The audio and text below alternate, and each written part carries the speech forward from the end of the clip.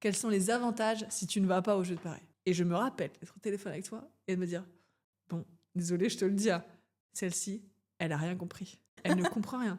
Elle a pas compris que c'était ma vie, en fait, les jeux de Paris. Je me rappelle me dire, oh, c'est quoi cette question là? Mais bidon, mais elle est nulle sa question, mais j'ai pas envie de te répondre, en fait.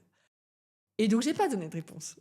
On a rendez-vous une semaine, 10 jours après, on se revoit. Évidemment, en sous-marin, cette question m'avait hantée. Je me dis, mais comment j'ai été incapable de répondre?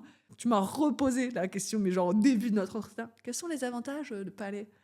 Et j'avais plein de réponses. Voilà, les réponses, c'était je serais plus vite avec ma famille, je serais plutôt en vacances, j'aurais moins de cocktails dînatoires après les jeux, dans lesquels je suis pas très fan. Enfin, il y avait plein. On raccroche après notre entretien. Ça a été, je me rappelle encore, mais tellement libérateur. Et j'ai fait mes meilleurs résultats sur cette année-là. Et ça partait de 10 jours avant de me dire, mais elle n'a rien compris. Tu avais tout compris. Quels sont les avantages à ce que ça foire? C'était phénoménal. Ça m'a... Le soir même, je suis arrivée à l'entraînement. Je crois que j'avais perdu 10 kilos.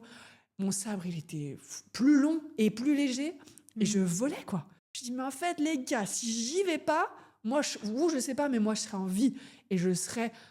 Waouh! Et en fait, j'ai vraiment fait une année exceptionnelle qui m'a permis d'aller jusqu'au jeu. Donc, merci encore, parce que franchement, ça m'a ouvert les portes. Et encore aujourd'hui, je l'utilise. C'est génial.